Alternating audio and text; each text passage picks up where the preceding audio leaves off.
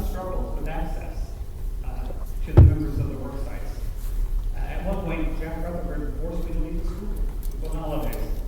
I have about 30 other units that I visit, and nobody makes it this hard to visit. I go through the school process at the office. I never have trouble anywhere else about visiting. But I think, however, we've got it worked out so that the administrators, Bill and Jack, will follow the labor laws that allow site access for the union to make their working conditions of members. But it's been a hard push to get there. We're still working on having the administration respect the rights of our stewards as they participate in employee interviews. I have witnessed Jack telling one of our stewards that they couldn't speak or ask questions, which labor laws in court cases have settled as the right of a steward. The agents of the union are empowered to ask questions, point out mitigating situations, and the like. Secondly, concern continues about the treatment of employees.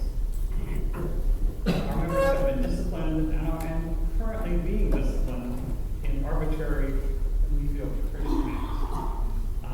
Here are a few names that our stewards remember as folks who have been treated poorly, forced to resign, or terminated. Jennifer Thal, I just spoke with her last week. She was just like Molly Sexton, who needed some accommodation for work and was moved to a position that forced her to not be able to do that. She couldn't drive. She could walk to Nathan Hale. She would walk there from home. No problem with that. And then moving her to a floater that she could not do that position. Maria Corona, we've talked about before. Kirby, Dina, Sue Grace, Matt, Junior, Davion, Jones, Elizabeth, Ronnie, Christina, Frankie, Apollonia, Ricardo, Brianna, Ivan, Jesus, Olivia, Ernesto. I encourage the board to look into how this administration has treated their employees, your employees. And the third item is our petition that we handed you in October at the 21st board meeting. And our group gathered 900 signatures from this community in 11 days. These are folks that have children in your schools, folks that are from the communities that feed in here. So I drop these off, and please encourage the board to give us a response. The other handout I'll hand to the president of the board here is the handout I went over with Jack and Terry Tish and Bill at a meeting in November. It stipulates the labor law. I highlighted this in Illinois code, so you have a copy of that as well. Thank you. Thank you. Appreciate your time.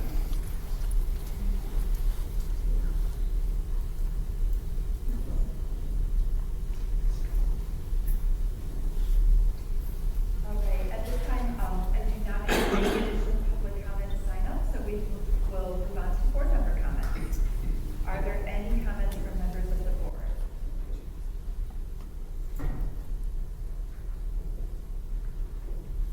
Okay, hearing none, we'll move on to our commendations and recognitions. First up, I'll invite our student board to deliver their great recognition.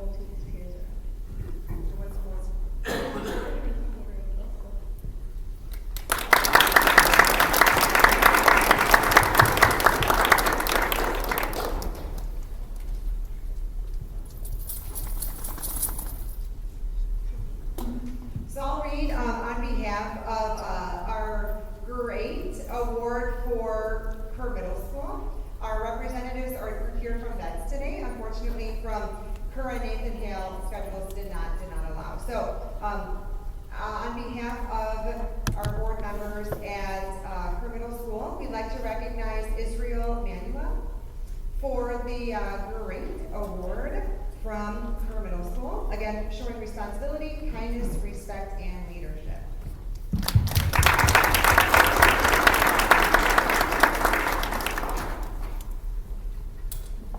And from Nathan Hale Middle School, we would like to recognize Isabella Galsam for showing responsibility, kindness, respect, and leadership. And I will say the representatives from Nathan Hale Middle School immediately responded with this name, with glaring reviews on what an awesome, amazing student, friend, mentor, and peer that Isabella is.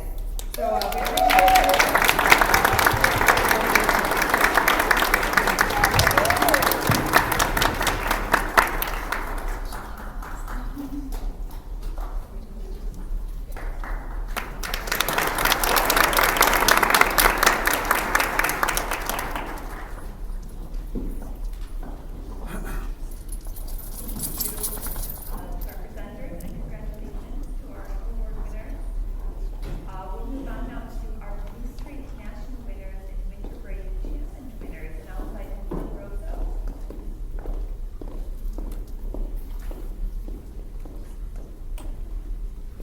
Good evening, everyone.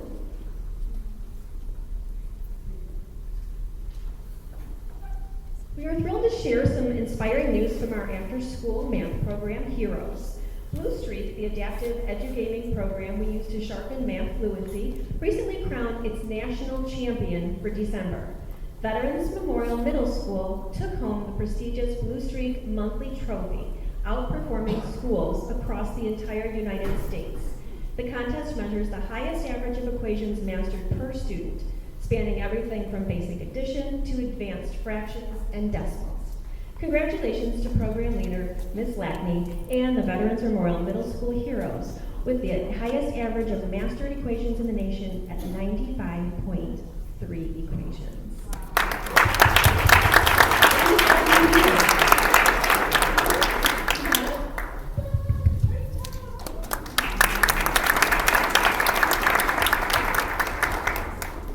Great job. And please stay, we'll take a photo afterwards, okay? Thanks for all your hard work. As members of the Veterans winning team, we have first place winner, Annabelle Mendoza. Is Annabelle here this evening? All right, well, congratulations. In second place at the Veterans, we have Trinidad Erin Marcial. Is Trinidad here?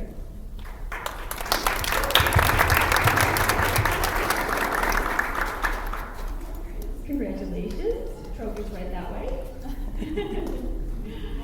Congratulations. And in third place, we have Martinez Liddell Franklin Jr. Is Martinez here?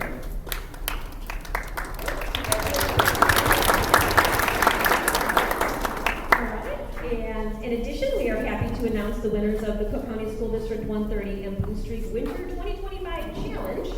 Over winter break, Blue Streak awarded a trophy to the Cook County School District 130 students with the most average equations mastered over our break. Congratulations to the following 3 students. In first place, we have from Kerr Middle School, Adrian Aguilar. Adrian, are you here?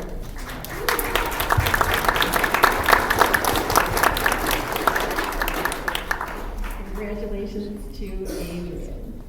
In second place, from Paul Revere Primary School, we have Ava Soraya Carter. Ava, are you here?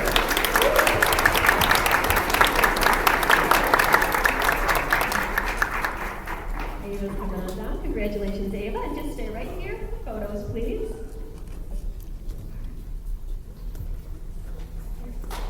All right, and finally, also from Paul Revere Primary School, we have our third place winner, Artaxerxes King Jones from PRP. Is Artaxerxes here?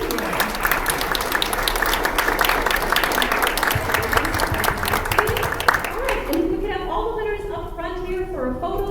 Then we'll quickly take one and move right on. Thank you again to all of our Heroes champions.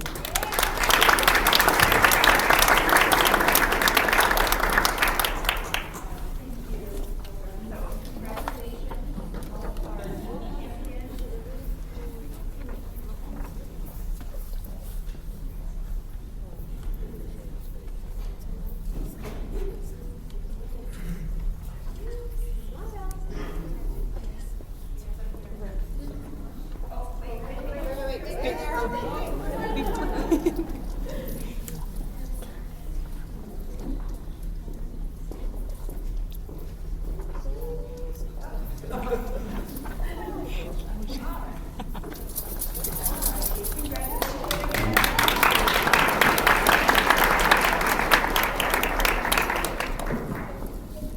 this time, I would like to allow space for anyone who received an award and any of our board members who would like to now is opening that space up to anyone who would like to start the meeting. We are moving on to presentations next, and I know we have a dog in the audience, so if you want to stay and see what the dog calls out, that's fine too. But if you're looking for an exit, this will be our award winners and our assistant board members.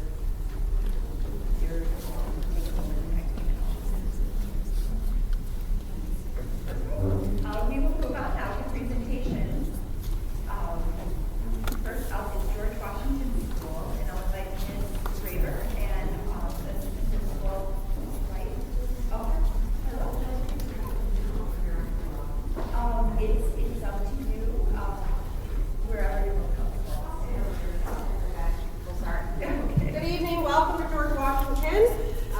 It's a pleasure to be here to share the exciting things that are going on at our building. So if you've never been here, welcome to George. You're the only altered school in Cook County School District 130. This is our mission and vision that we were able to collaborate and recreate with the staff here at George Washington to keep our focus on our compassion and helping our students engage in an environment that they feel safe and comforted in and supported. So, about George Washington. We are probably the newest building in the district. We were built in 2001. Side note, I was moved from Nathan Hale Intermediate as a teacher, and I taught 4th grade in 202.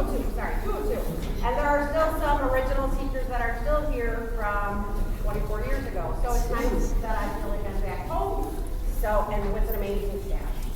Also, we have 38 staff members, and we are the only kindergarten through 5th grade school in District 130. We have approximately 223 students, and we are definitely a PBIS school where we teach our students to be respectful, responsible, and safe. And then we throw in the caveat of be kind. Some things that are new in our building and what's going on here at George. Last year we were able to have an updated sound system so that we can hear announcements, we can hear all of our safety protocols and procedures, and that's been really helpful, especially in this gym/lunchroom area that you're in now. We have updated our school improvement plan with our instructional leadership team who were able to participate.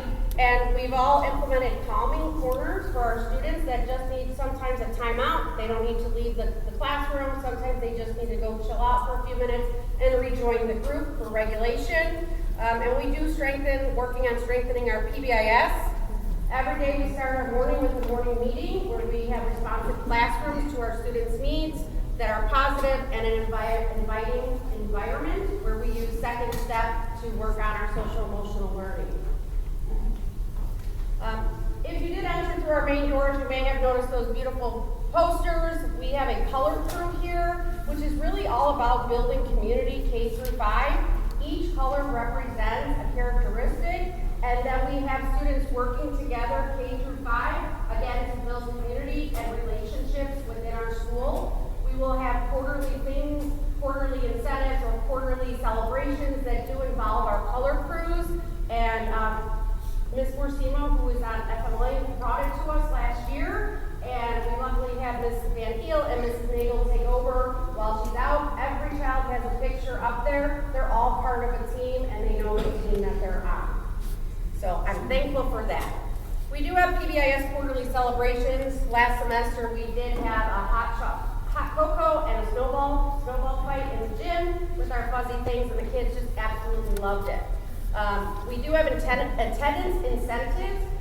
So this year we decided to do not only focus on our math fluency, but we're also focused on increasing our student attendance. And so not only by making phone calls and outreach and checking in with the counselor in the morning, but we're also kids who have perfect attendance for each month. They're being recognized and they earn a brag tag that they can put on their backpack. that they just love. So we're excited about that, and it has shown to help, so we're gonna keep going forward. And we do our Student of the Month and our AMP, so our arts, music, and PE teachers also get together and collaborate on a Student of the Month, because we know some kids will excel outside of the classroom in different areas that they're really good at, and we'd like to highlight our students as much as possible. Okay, so I'm just going to briefly talk about, we were targeted in 2024, and the reason that we were targeted was because we were 9/10 of a point with our ELL population, so we were overall 45.30. That was our designation in 2024. But I'm so pleased to say that this year we are no longer targeted. We are commendable and will continue to be commendable. We will continue to be commendable through the hard work and the dedication of the staff here at George Washington and our families and our students that put in that hard work as well. Again, I do attribute this to all the teachers in the classroom for the hard work that they are doing to support our students and our families at home who have joined the challenge for math fluency and the reading initiatives. And so we're just really excited about that, and we're just trying to move forward. So, all right, our school improvement was submitted to the board last year. It was approved and also approved by the Illinois School Board of Education. So again, this is just repeating what I said, but we do have 4 goals that we have in our SIP plan, and that is to work on increasing our ELA, our math and fluency, our social emotional learning, creating a safe environment, and also attendance. So we are trying to hit those goals regularly. We discuss it through all of our staff members, not just our leadership team. We always bring that back and share, and so it is a group effort. We have implemented a professional learning community here at George Washington where we are student driven and we talk about data. It's not about what we taught, it's about what students are learning. And we ask ourselves these 4 questions. So what are students supposed to know? What do we want them to know? How will we know if they've learned it? What do we do when students haven't learned it? And then finally, what do we do when students have learned the content? So moving forward. So it's been a shift, we're still learning, it's a process, but we are going in the right direction. Change is never easy, as we know, right? Sometimes we just want to dig our heels in and not change, but we really are pushing ourselves with professional goals from the staff. Students are writing personal goals for learning, and we are definitely working on our teacher efficacy to shift our focus to a positive mindset here. No day is perfect, but we really do try to support each other as much as possible and support our students and our families as well. So, I would like to thank Mrs. Nagel, our teacher. She put together a little clip for everybody. It's just under 3 minutes, so please enjoy and see the wonderful things that our staff and students do here at George Washington. So thank you. All right. Sorry.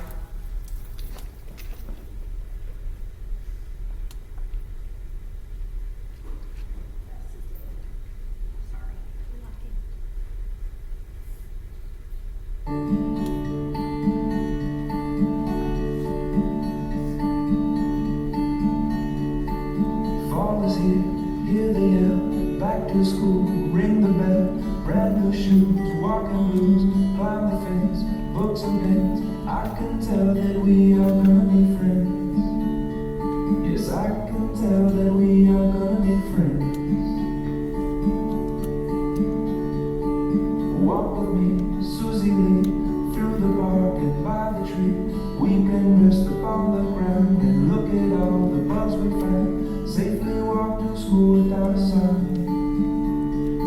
We safely walk to school without a sound.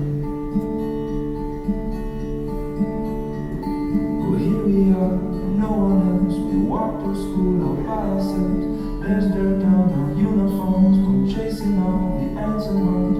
We clean up and now it's time to learn. We clean up and now it's time to learn.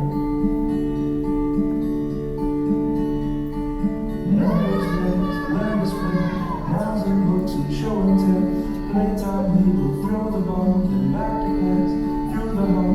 Teacher marks are high against the wall. The teacher marks are high against the wall. Our color crew. We don't notice any time pass, 'cause we don't notice anything. We sit side by side and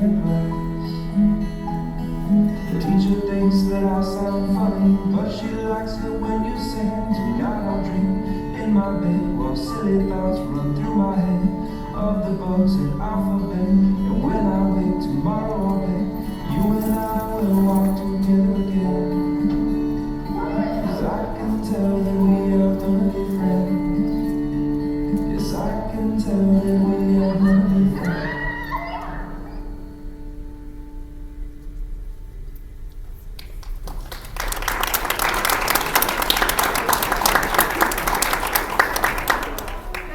Just wanted to say it's a pleasure to serve this community in Duluth County District 130, and to be part of George Washington's staff is amazing.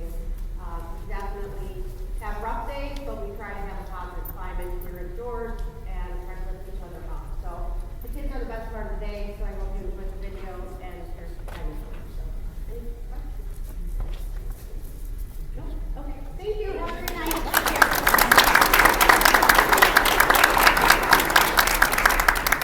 All right, we'll move on now to our healing pause program.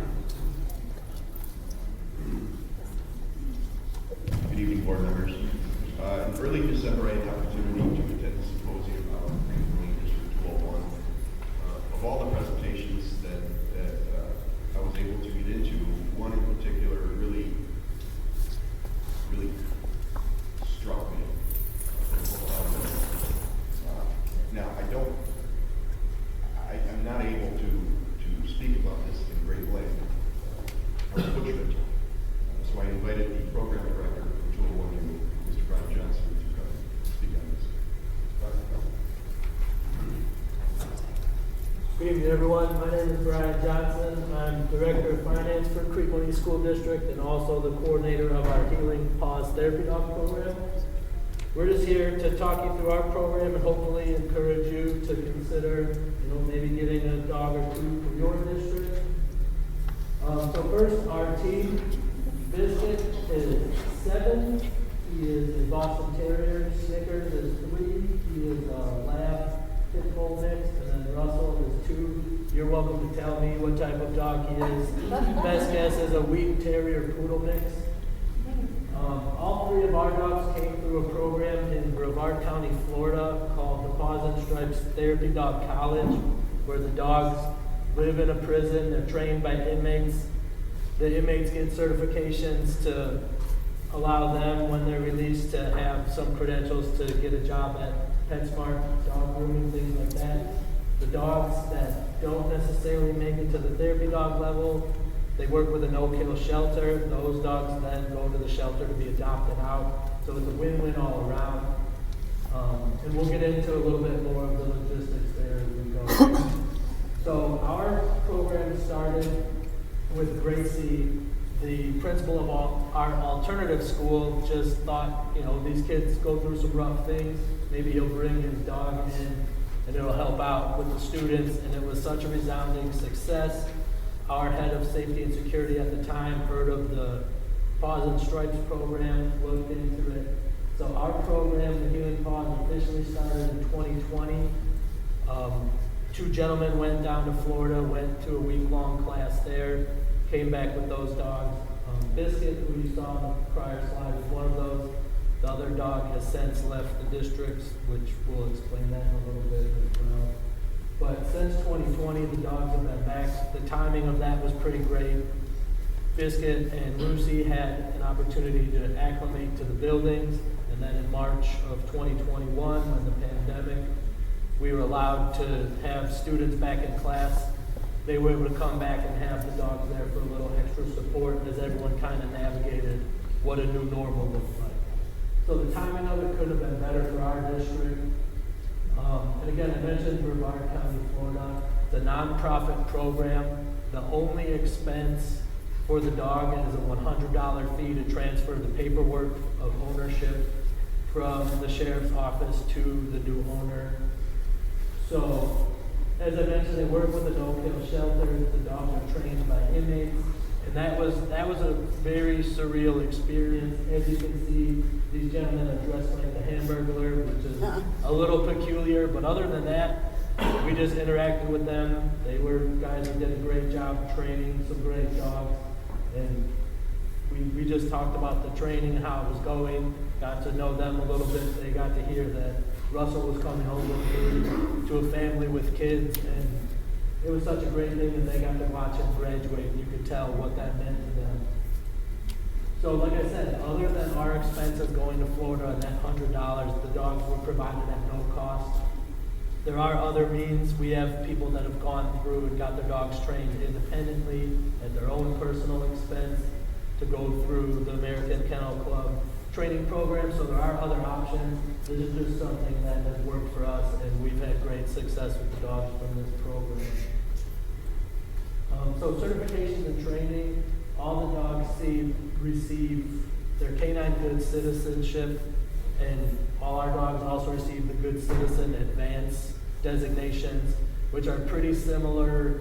You have to do sit, stay, the dogs have to walk with you and adjust speeds. There's different things that they actually tested us on when we didn't know we were being evaluated, so it was pretty intense while we were there for that week. They only tested us at the end on a few things because throughout the week we had done things like we went to a mall, they had to sit in a food court and not try and eat people's sandwiches. Which is, you know, it's an ongoing training that we're forever going through. But then actually Russell is certified as a law enforcement victim advocate therapy canine. So what that means is if a judge would allow, if someone was being deposed in court, he has an additional certification where he could sit with someone, especially children.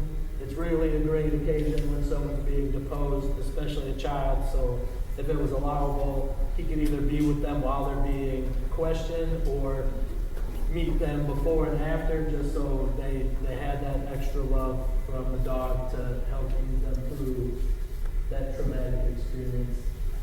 Our program overview, two dogs are full-time in a building. I'm in our district office. Russell's with me every day, and people say, well, why do you need a dog? You're not with students all the time.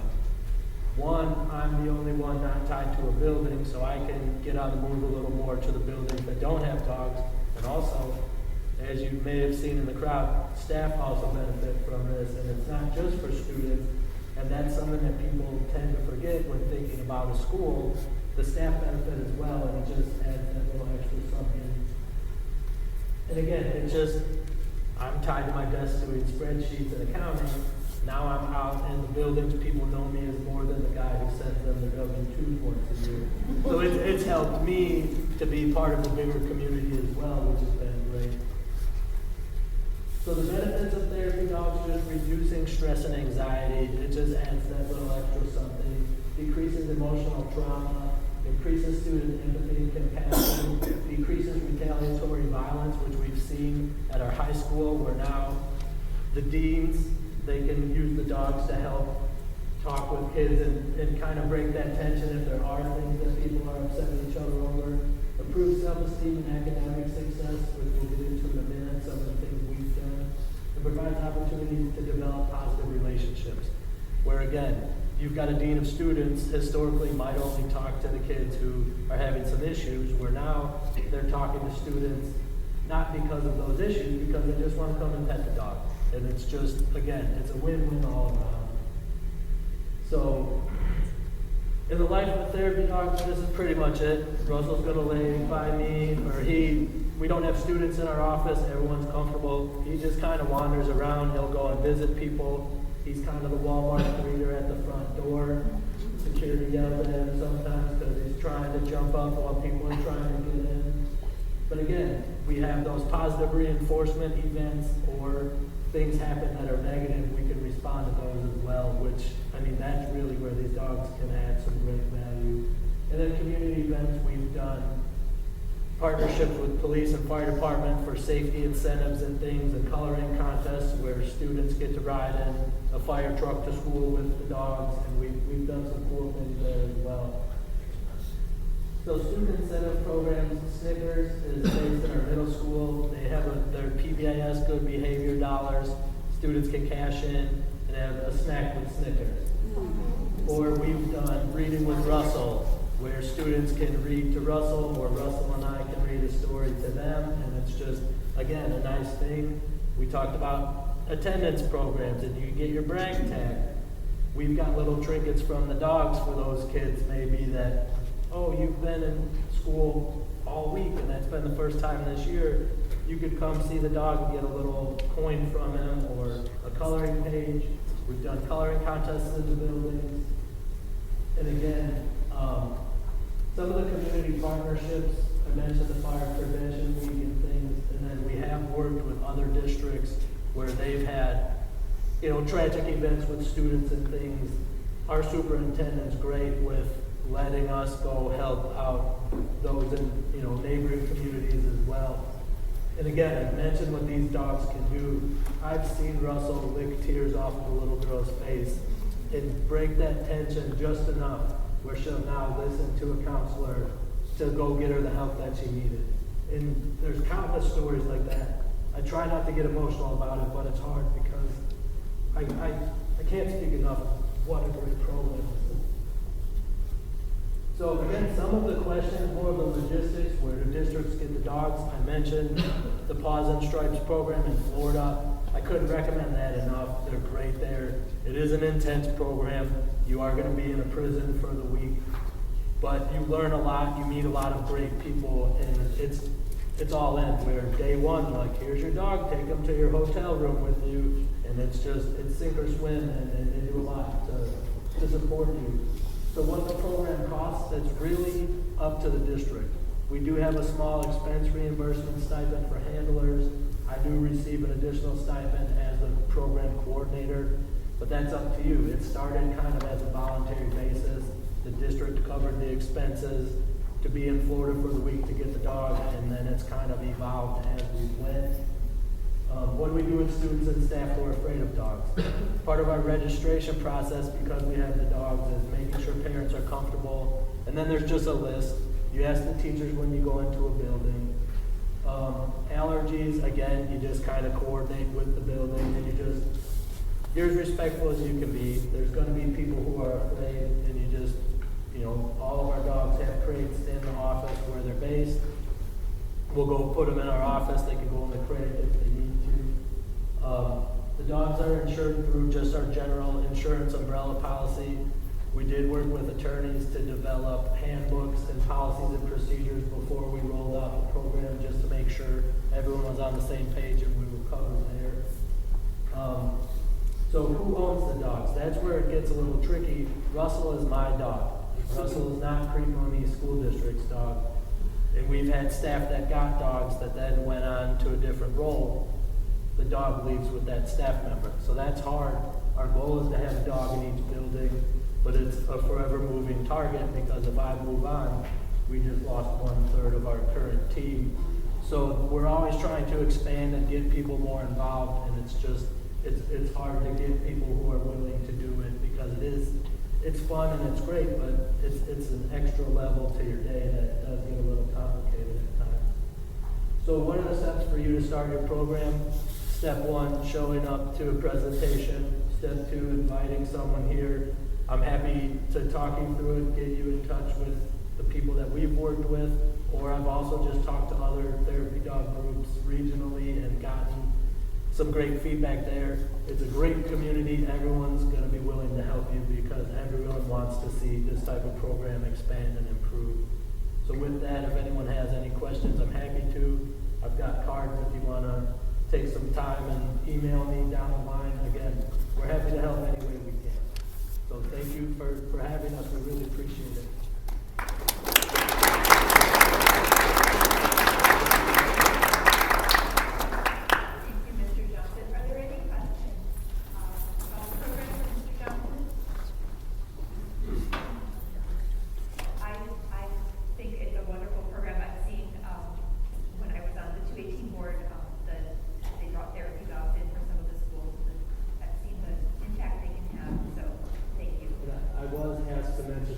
Graduate from Nathan Hale, so this is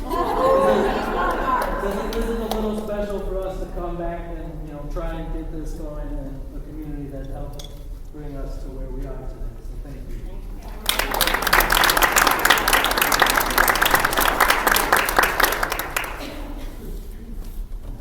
Hearing no additional questions, we'll move on then to our next agenda item, promoting high expectations and aspirations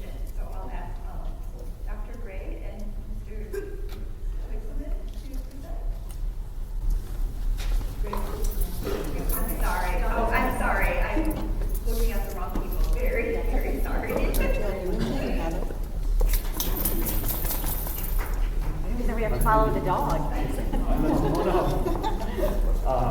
Quick night, board. Thank you for having us, Dr. McKay, colleagues, everyone that's in attendance tonight. Thank you. We're going to talk about two very awesome, very wonderful programs. I'll speak first about the Anchor Academy, where I'm the proud principal of, and then Heather will talk about ICP, which is also a wonderful program. But Anchor, didn't know this until I started, but Anchor stands for Achieving Knowledge and Citizenship Through Hope, Opportunity, and Resilience. Sounds like a lot, but I can tell you, once you start really working within the program and getting a chance to meet the students, you see what this is all about. So one of the things I did put on here, and I'm not going to go into great detail about this, is the MVP of Anchor Academy, and that is the mission, the vision, and the purpose. I can tell you though, there's a lot of overlapping themes here, and so the big pieces are just the collaborative piece and really the more personalized support that we can give the students that come to our building. So, and I say collaborative because it's the students working together with us as the staff and really helping them to not only achieve their goals, but to make sure that they are headed back to their home schools, which is what they all want to do. That's their number one goal, is to get back to their home schools. But the MVP here is where we really put a lot of our stock in, because we want to make sure that it's a personalized experience for those students, because when they achieve their goal, we achieve our goal. So where did the students come from? Well, we work with all the middle schools, so 6th, 7th, and 8th grade, to welcome those students who struggle to be successful in the schools where they're at. But really, one of the big focuses, one of the focal points that we've actually been able to really work on since the pandemic has been attendance. And so a lot of the students that started the year with us, they started the year with us because of attendance problems. They were struggling to get to school. They were missing a lot of school. And so really helping them come and be in a smaller setting, having them be able to work on not only those academics, but some of those social emotional pieces was key. And we started with 8 students at the beginning of this year, and already 5 students have transitioned back to their home schools. So they have done a great job of meeting their goals, and I'll talk about some of those goals like here in a minute. But we really, and I know that I said attendance is one of the big pieces, but there might be some other reasons why we have students that attend Anchor Academy, and really that's where the joy comes from, because we help them find ways to be able to improve upon whatever that was that had really got them to Anchor and helped them to get back to their home schools. So really, what's the day look like? Well, Anchor Academy, we are a full functioning school, all right? We're self-contained. Everything's in one of the smaller schools, Greenbrier School Building. And so we're on the north side of town, kind of tucked in. Like, if you were driving past it, you probably wouldn't even see us because it would look like we're part of the neighborhood. But we have an awesome lead teacher, Noreen Hayes, who does the bulk of the academics with our students. They also receive PE, art and music. We share those teachers with NHI. So we're happy to have them. And then we have a social worker who we share with Whittier School, who is able to provide some of those goal setting opportunities and works with them on a daily and even weekly basis to make sure we're progress monitoring how they're doing towards their goals. But really, the day starts, they come together. We have morning meeting, we have breakfast, and then we get into our AMP time. It's PE, it's art, it's music. Well, we just finished with art. We're at music for this semester. And then we get into the core subjects. Then we have lunch together, and then afterwards it's science, social studies, and then enrichment time, which is the time for them to either work on some items that either are going to extend their learning, or there might even be some catch-up pre-teaching activities to help them, help those students that might need that. So how do they get back? Academics, or attendance, academics, and social emotional. Attendance, we strive for 90%. We're talking major attendance issues for some of these students, so to have them come here and be there at least 90% of the time is a big, big ask for some, and we're really working with families too to help them to achieve that. But on average, over the course of a month, we have over half of our students that achieve that goal, so that's big. Academics, they're keeping on track, they're working with Ms. Hayes, they're working within all of the classes to make sure they're still on track with their academics. And then social emotional, they're setting those goals, they're meeting those goals, and then they're all that ties together to help them return back to their home schools. And when we do that, we actually have a meeting, a transition meeting, where we invite the team from the home schools, we invite the parents, we sit around, we talk about what's worked, what is the plan to sustain that success, and to make sure that when they go back ready, and then they're ready to just hit the ground running. And so far, when they come back, they stay back. We tell them, we love having you here, but we don't want to see you. We want to make sure you're doing what you're doing to be successful at your home school. MVPs, we talked about mission, vision, and purpose, but the MVPs, the most valuable people, we have some great staff that work with our outstanding students. Ms. Hayes, I talked about, a youth teacher. We have a paraprofessional, Ms. Viviana Velasco. Ms. Medalski, our social worker, we share with Whittier. Ms. O'Connor, physical education, we share with NHI. Ms. Nagel for art, NHI also. Ms. Schuler for music, who we share with NHI.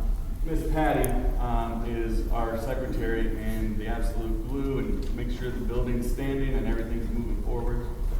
We really enjoy having her. Ms. Maria Oledo is our custodian. We share her with our other Greenwood school, so we get her half a day. Mr. Jose Mercado is our maintenance, and he's always there whenever we need anything fixed or anything plowed or salted. He is awesome as well. So the MVPs really working together and working with the students to make sure that they meet their goals. Real quick, I know I'm wrapping up here. Here's some pictures of some activities we've been doing. Miss Nagel, we started with Larry in the bottom corner there. He was our scarecrow for the City of Blue Island Scarecrow contest. So we grabbed together some scraps and made a pirate-looking scarecrow. This is our group working with Miss Berry on some instructional technology. They were programming robots and had a great time doing that. And then because we like making Larry so much, we made Stan the snowman, and he was standing up until we had a really bad windstorm about a week or so ago, and he couldn't handle it anymore. But some of those activities really bringing the community together and helping them to work together as a team. So really enjoyed, and again, proud to work with the Anchor students and staff, and I'm proud to work in District 1. Well, I'm going to, first of all, I am Heather Gray. I am the principal of Specialized Student Services. So I am principal of the ICT program. So, if I can,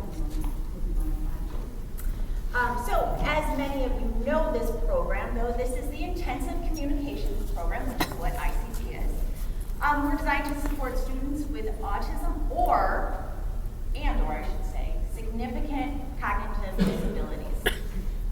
This self-contained program allows students to learn within their home district while receiving individualized support tailored to their unique needs. And I'll talk a little bit more about what that means of being in the home district here when we go through a slide or two further. Students in the ICP receive help with communication and language development, academic skills, social skills, daily life skills, sensory needs. Honestly, whatever they come to us with, we are working with everything about them in the whole child. Classrooms are highly structured and predictable. They're there for helping students be safe, supported, and ready to learn. I have a dedicated team of professionals that work together. It's a very much of a collaborative group that meets, and it is, when I read off these, you will hear all the people that play a big, significant part in our team. We, of course, have our special education teachers. We have language therapists, speech and language therapists. We have a social worker. We have occupational therapists. physical therapists, and our very dedicated paraprofessionals who partner with the families to help students reach their full potential. Our curriculum is different. We do an alternative curriculum, which is designed specifically for the needs of our students. So our curriculum is designed to meet the individual needs of students with disabilities. We focus on helping each child learn and grow in ways that works best for them. Progress is carefully tracked through observation and data collection so families can see measurable growth over time. And we share that continuously with families, not just at parent-teacher conferences or at report card time. It is a daily communication we have with our families. We use a variety of teaching strategies along with unique learning curriculum. These approaches work best when learning is structured, predictable, and practiced regularly. In addition to the classroom learning, students participate in monthly field trips that help them build real-life functional skills in the community. Each child's program is based on their individual level and supports their cognitive, social, and emotional growth. Lessons are planned step by step to help students build skills successfully. It is really important to point out here that every lesson, these teachers take their time to develop something for each individual child. It is not, even though we do lots of whole group things, bottom line is when they come to the teacher and they're moving around from center to center, they are getting what they need individually, not just from their IEP plan, but from the knowledge of everything else that we want them to learn. You know, your IEP goals, and many of you know from working with kids with IEPs, that we do focus on one or two very specific goals and objectives, but of course there is so much more to be learned in the classroom. Family relationships are an important part of our program. Teachers communicate with parents daily to share successes, progress, and any challenges we have. Families are also provided with resources and guidance to help support learning at home. And that could be in ways of where parents can come in and we've sat down with them to go through how to set up schedules at home, how to create a regular routine that they can help their child do something like that we do at school, that they can then also do at home, and we can be consistent, helping to build their child's skills. All right, so this data here is from the DLM. The DLM is the Dynamic Learning Map.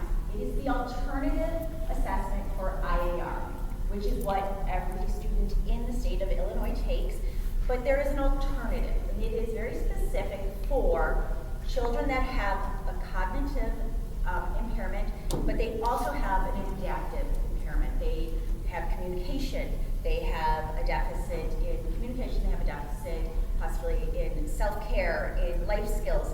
It is a combination of things. I gave you that information, but I also need to say too that within ICP, not all of my kids take the DLM.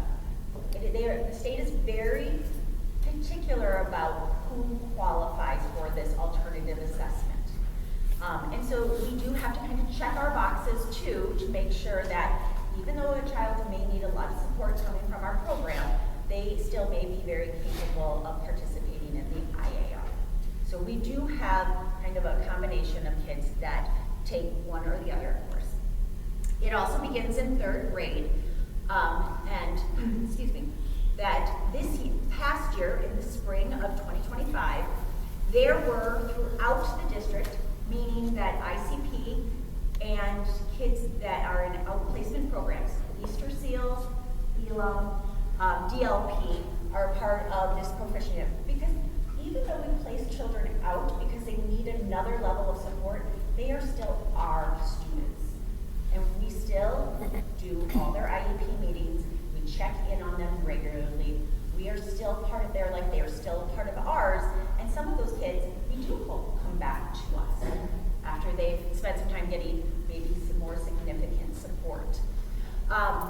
So in ours, overall, we had 31 students that were eligible for the test last year. We had 29 students take the test. I'll explain why there was 2 that did not.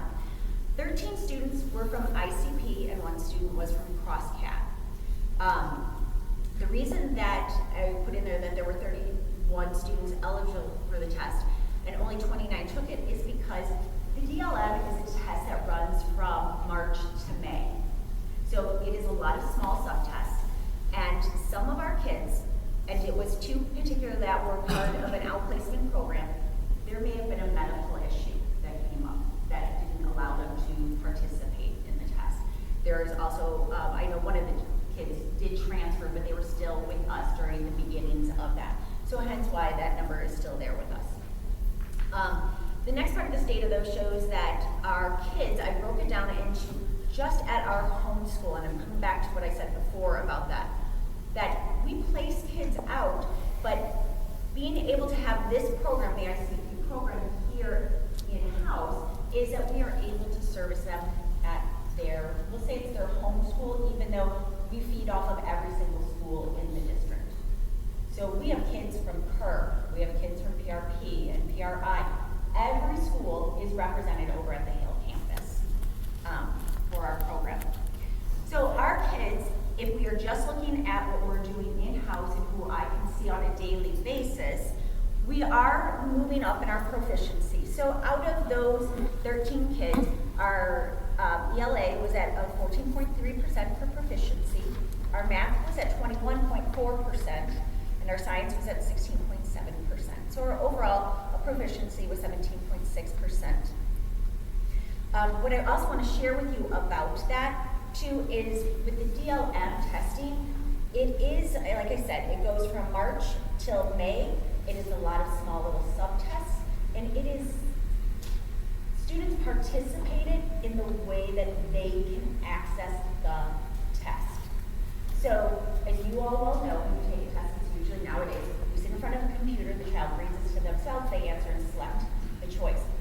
All of the DLM is a one-on-one test with their SPED teacher. So it is also determined before they take the test, how can that child access the test? What do they need to be able to perform at their best? So we do a student survey before we begin. We do a profile also, and it's all based in the DLM, so that we know how to get information back out of a child and stuff. And that is something we do need to work on too, because obviously, you know, that is a big piece of wanting to make sure that we're getting true and accurate data from our kids. I will say that, I know those numbers look low and stuff, but I will say that that is a huge, like a compliment to my teachers. And what I mean by that, I know that sounds odd, but it's the integrity of the test. That they truly are getting answers from the children because they sit one-on-one with them, that they do need to make sure if a child's response is just to point, that they are paying attention to exactly where they're pointing on the test and not easily saying, well, I think it's kind of this one instead. So it's, I love my teachers in there and I think they do a fantastic job. Chronic absences. I do have good news. I know it doesn't. Our littles are at 80% chronic absent, and I'm going to give a little context to that. But as we move up and as we share these things that we are doing to make sure they are attending school, you can see that we make this leap from 80 to 66%. Then we get to our middle school, and our middle school kids only have 11%. Now, I'll say about our littles, I'm not trying to excuse absences, but they are littles. Chronologically, they come to us at 5, 6, 7 years old in the primary, but cognitively, they are still at that behavioral level, the developmental level of like 2 or 3 years old. So, my best description of that is many of our kindergarten kids can grab a tissue and blow their nose. My littles struggle with that. So once they're congested, and it usually an absence for them might mean one day becomes really 3 days. And so we're working on that with parents, and you can see, we do work on that because it does get better as they get older, and they need those skills, obviously, to be able to self-help themselves more, and be, attending school. And this is how this program works. It would not work without all of these people. And all of these people are absolutely amazing. We have 2 primary classrooms, which I have to thank the board so much for adding another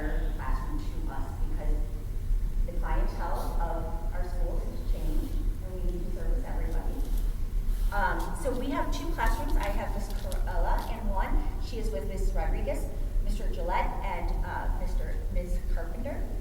I also have Ms. Patty McGoldrick, and she works with Ms. Potts, Mr. Castaneda, and Ms. Ortega. In intermediate, I have Ms. Young. I also have Ms. Rowland, who's sitting right there. And I have Ms. Avina. I have in my middle school, Mr. Wolf. Then I have Ms. Davis and Mr. Kaczynski. And then for our related services, we have Ms. Matero and two speech pathologists this year, Ms. Frond and Ms. Haggerty. And they truly do make up an amazing team that collaborates very well together. And then I'm going to end on the best part of it all by seeing all of these amazing faces of the kids that are a part of our program and the adults that support them.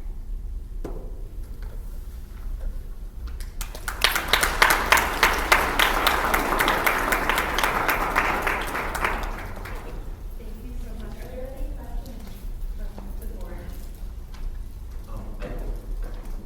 This is great. I have a question. Thank you for that presentation. And I'm hearing someone who works in this field directly, so I know how hard this job is. If you could say one thing that you think your teachers and staff wish the board knew about this job that wasn't included in the presentation, what would you say? Sorry to put you on the spot. No, that's okay. I'm curious.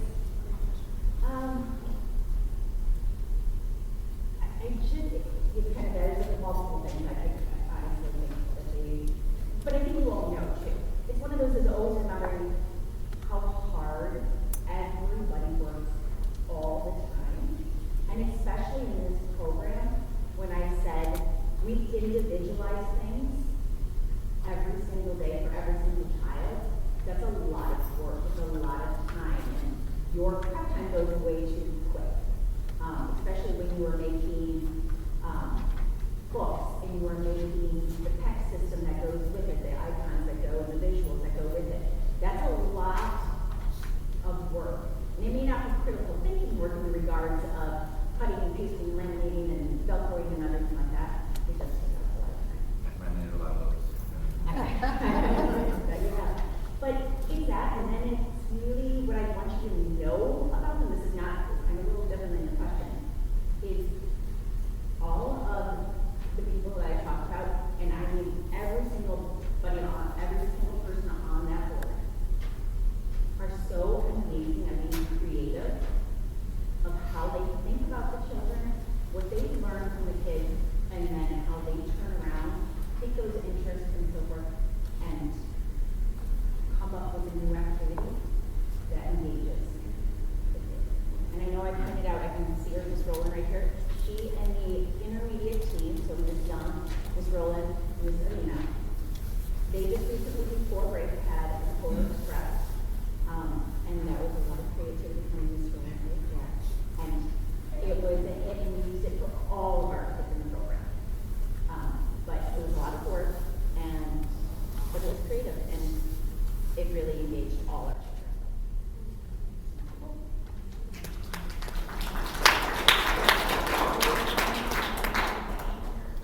Yes, and I right before I took this job, I was the lead teacher.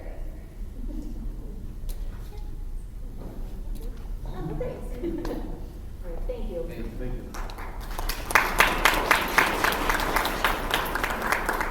All right, thank you. Now to our financial audit for fiscal year 2025, and I'll invite Ms. Cook to come up and present.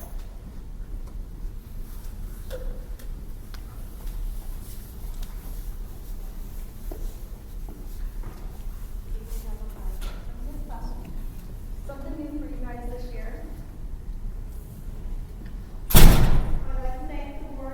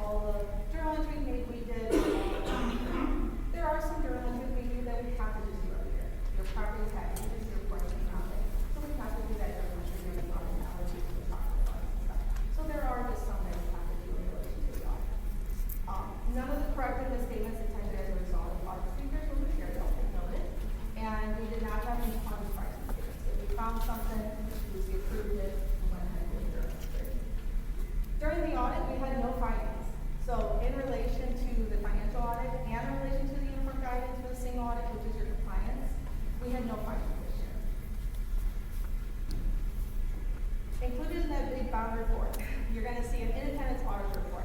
You're gonna have the MD&A, which is your management discussion analysis. You have our basic financials, which is the government-wide financials, you'll have fund financial statements, and then the notes. Supplementary information that we have to provide them is some schedules related to, your budget actuals. We also provide the information for the data report you guys have to do annually. And then other supplementary information is your pension and OPEB disclosures. So that's teachers' retirement system, Illinois Municipal Retirement Fund, the teacher FIS report, and the OPEB. Those all come from your experts. Your expert here, that information comes directly from them and the state for the TRS and FIS. We also give you a schedule of assessed valuations. You'll see that in the slide as well coming up. That gives you your tax levies extended for the last 3 years and any collections you're seeking.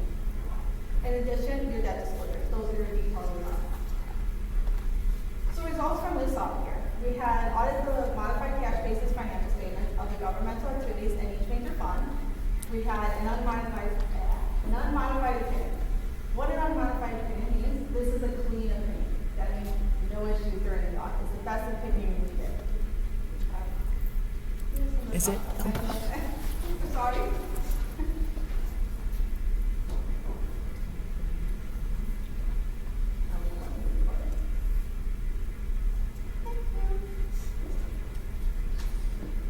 So the next step is, what did these financials reflect?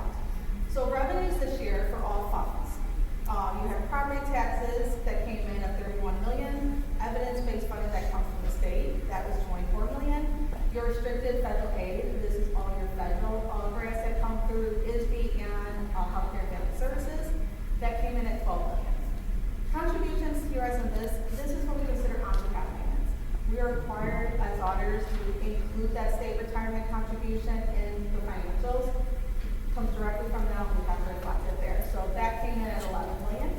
Restricted state aid, same thing, comes from ISB or any other state grants you may have. Earnings on investments, this comes directly from your treasurer's office on any interest you receive on your investments that they hold. Personal property taxes, we consider those as replacement taxes, you know that name. Outside of personal property taxes, that was 2 million. And then anything else that wasn't generally in the bigger numbers, we've included as refund prior expenses, other income, student activities and such, and that was 1.2 million. So overall, $90 million you guys received this year. So we did a 3-year comparison. We only did the top 3 in relation here. So your property taxes and your PPRT, which is your replacement taxes, your evidence-based funding, and your federal state aid. So you guys are receiving a little less on the property taxes side, and that's just because as the bills go out, more you've got to wait for those monies to come in. So we're hoping that will reflect an increase next year as the bills went out a little later this year. Evidence-based funding, which went up about $3 million, so you got that in addition from the state this year.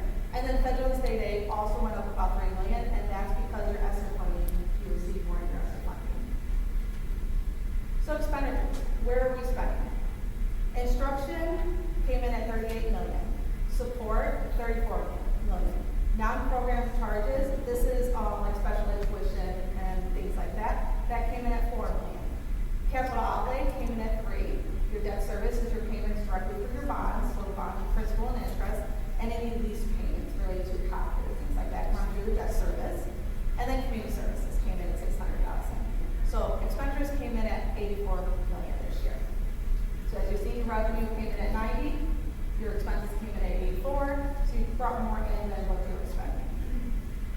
So same thing, we did a 3 comparison for you guys to see where are we going in the future. I mean, where are we going from the last 3 years? You will see expenses are going up as all schools, as we all know, food goes up, contracts go up, tuition's going up. I have 4 kids in school right now, so I understand. I have a young one, so expenses do go up as the years are going on. We have to do improvements. Of course, those are big, projects and that. Those always go up as well. So this year we did have an increase of about $2 million in expenses from the last year. But in relation to that, your fund balance is going up $5.9 million.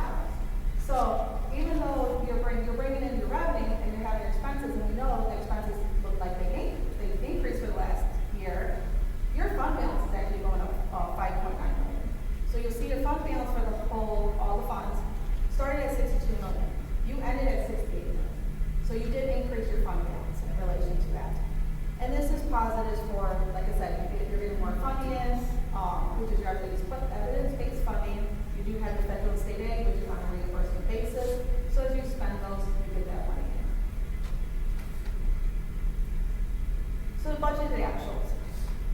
column is your budget. I'm sorry, it cut off for some reason. So first column is your budget, second column your actuals. For revenue, you'll see we have a little star note. In relation, like I mentioned, those state retirement contributions which come from TRS and this, those are included in education fund. So when you're looking at education fund, you're like, oh no, we went up. You have to back out that 11 million. And that's reflected in financials. So overall, you only went up, or you received more in your than your budget of $2.2 million. So 76 million is what you budgeted. You actually brought in more of $2 million. And that's, like I said, related to evidence-based funding and your federal survey. So very similar to expenses. First column budget, second column is actual. We'll have to back out 11. So total actual expenditures were $6 million less than the budget amount for June 30, 25. There was less salaries paid, about $2.4 million when I looked at comparison. A little less purchase services as well, and then less supplies. So that's where the money comes in at those last $6 million. So we did budget a little bit more than what you guys expected this last year. So as I mentioned, the 3-year comparison for the property taxes, you'll see your EABs went up, and in case you have a question on why it went up for 22-23, that's because of the county changed how they're doing calculating their EAB, and that's the jump of when they made their EABs higher.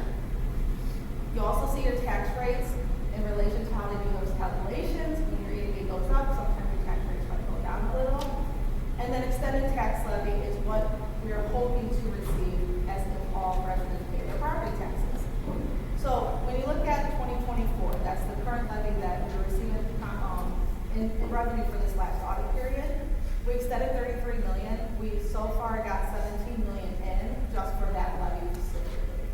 But overall, in property taxes, you guys got $31 million in. So average collection you guys are receiving is 93%. So as all the residents, like I said, pay the property taxes, your district is one of my highest districts that is receiving more than 90% of their real estate taxes coming in. Other reports that you might see that we're not going to go over today, but if you have questions on, let me know, is the management discussion analysis, the notes, your data, that's the cipher, any of the pension disclosures as mentioned, and then your debt disclosure. Last thing I wanted to bring the attention to the board as well is your AFR profile score. So this is your annual financial report that goes to ISB. ISB requires, of course, annually that we have to give them a financial document outside of the financial document report. This is how they do their school district profile. This helps monitor your finances with the school district and helps them see where your school district is, laying with all the other districts in the county and the state. You guys are currently at a 4.0, which is the highest you get. 4.0 is exactly the highest you get. You can't go any more of that. And you guys have been really close the last 5 years. You can see, last 2 years you're at 4, and then you were at 3.9, which is financial recognition. Not everybody is 4.0. I would say roughly maybe 20% is 4.0. They're close, but not exactly there. This is also, you can just find this on ISB as well. So I thought it's positive. Let's bring this to your guys' attention as well if you haven't seen that. So I'd like to thank you, of course, our office. John and Stephanie would like to thank you for, of course, having us as your auditors again this year, and for future years as needed. And if you have any additional questions, you can call me, email me. I also give you numbers. Does anybody have any questions?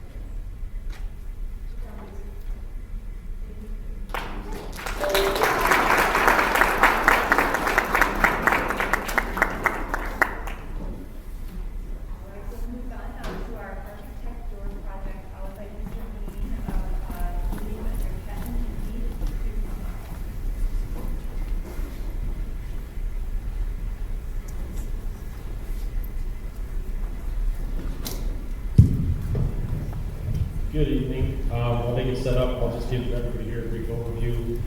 Last month, the operations team for District 130 presented on a door project that was proposed to the board. The board had some questions, some preliminary questions, so the architect has been invited here tonight to kind of offer some clarity, some insight, professional guidance, and then, of course, answer any questions the Board of Education may have on the project. So once they get set up, we have Jacob Bean and Tony from Healy Bender Patton here to speak on it.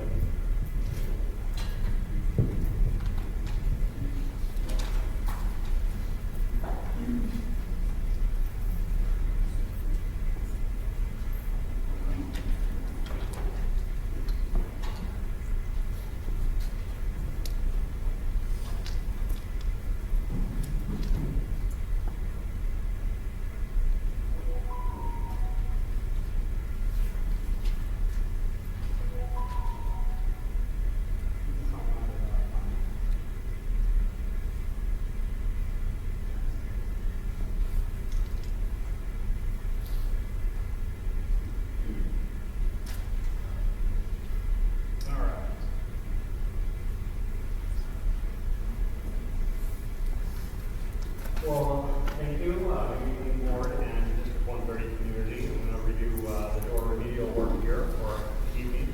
A couple of overview topics that we want to get through tonight. Looking at the security considerations and the layers of protection that are available in door systems.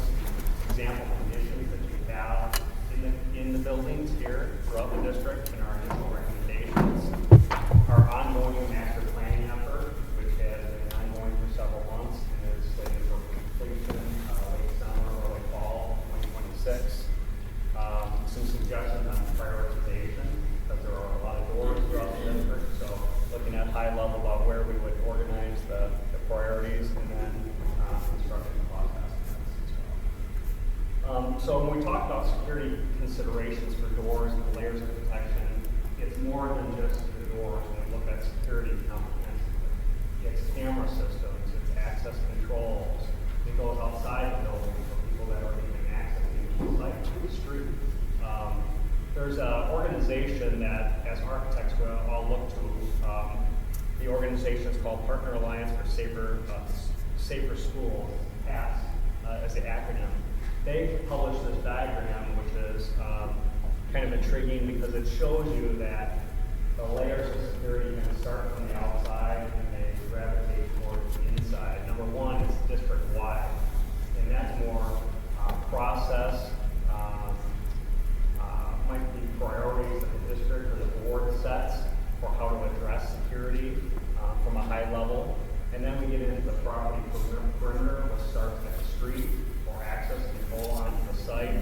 Eventually the parking lot perimeter, which are things like playground areas, sidewalks, things of that nature. And then this project is primarily focused on the blue, which is the building perimeter itself, keeping the exterior envelope of the building secure. And then once we get inside the building itself, the classroom, interior partitions, how to address door compartmentalization of the building. These doors here at the gym would be an instance of those security considerations for interior layer of protection.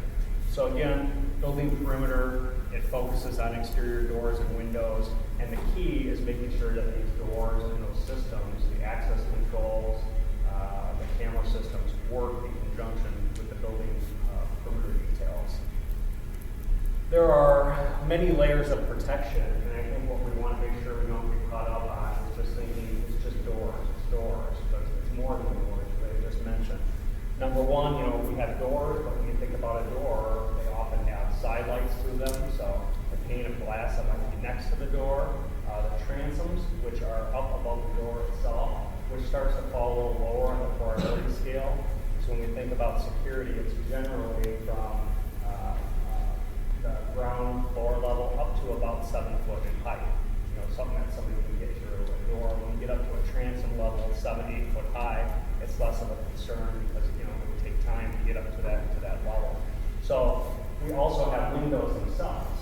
If we think about a cafeteria environment as an example, you might have a series of doors in a cafeteria, but then big pane glass right next to it, and those are just as vulnerable, if not more vulnerable, than the door itself. So thinking comprehensively about how to handle those situations and balance that off in the overall security protocols for the building. From an architectural perspective, I always think it's important that everyone understands active and passive supervision. And one of those in the industry is how generally we organize office environments. If you think about years ago, back in the 1950s, 60s, before we had all these security concerns in the schools, the office was usually in the middle of the building. And came in through an outlet door, and you marched through the corridor, and you got to the office in the middle of the building. That changed decades ago, where we have brought the office to an exterior wall so that we can have the security bedding to a vestibule system. But one of the most intriguing points to that is really the implied supervision that brings to security. So when we think about active supervision, it's things like physical eyes on what's happening outside, the access controls, the camera systems, these are all more or less active points of supervision. The implied supervision is just the fact that that office has an exterior connection, and somebody might think that there are eyes, or imagine that somebody's watching them. That's the implied supervision. That when we think about a door project, how does that play out in the overall security aspects of the district? As we move inside, I think it's important, especially in some of your larger campuses like Nathan Hale, a great example of it, is the compartmentalization of the building itself. These buildings can get so big, and to be able to have a lockdown scenario where you know a certain area of the building has been cleared or has been deemed safe, while others are still in some kind of security overview. That's important, and Nathan Hale is a perfect example of that. So as much as we might get caught up in the exterior door component, we also need to be looking at the sub-levels and compartmentalization of the doors inside the building itself. Certainly access controls and surveillance systems that I mentioned, the emergency preparedness and implementing and policing. The policing is important because if you have staff or students or anyone propping doors open, you basically throw out the whole idea of security systems. So having good district policies, making sure everybody is trained on what the protocols in the building are, and following through on that is going to be critical to implementing any kind of district-wide security approach. We are in the early stages of planning this entire door project for the district, but I want to make sure everybody is clear on the different levels of doors. Level 1 is an industry standard. It's still a standard in architectural practice for schools, which is a vision panel door, typically aluminum, because they're more durable than a hollow metal. They don't rust out. Aluminum doesn't rust, but it's still susceptible to salt. But they're just more of a durable door. That's typical in the industry. And the reason for that is the door has vision to it, so you can see what's happening on both sides of the door. That's important when we think about not creating an obstacle if someone can't see the other side, or have a clear path of vision. If we take these doors on the back of the gym, for example, and we were saying we're going to put a solid or near solid door in as a replacement to address security, I as an architect would be just as concerned that I can't see what's going on the other side of the door. If there's an emergency going on here, I don't know whether somebody's standing on the other side of the door that wants to do harm when I can't see what's happening through that door. So we tend to still rely on this type of door system. In a brand new school building or some retrofit application, that door has safety glass in it, so tempered glass. If somebody breaks the glass, it doesn't shard, it falls into pieces. That's a typical. We do have certain districts that have opted to move up a level to a level 2 security door, which the bottom part of the door is a metal, typically hollow metal in this case, with tempered safety glass. That could be changed to be a laminated glass, which is harder to break. A laminated glass is what we have in our automobile windshield. So when you think about that breaking, you've seen that before, it all holds together. It's hard to get through. Level 3 security might be a door with narrower lights, like the doors we have here in the gym.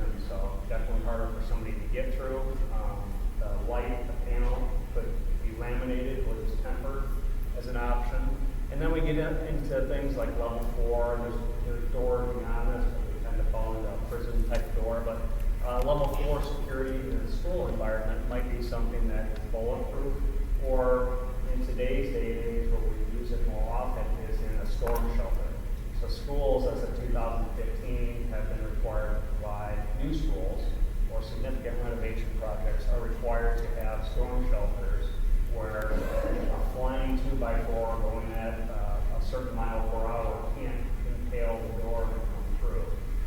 So those are kind of those level 4 securities, secure doors, and that would definitely have a laminated or bulletproof glass and that type of door. So we will need some direction from the district with clarity on how far you want to go on the levels of door protection.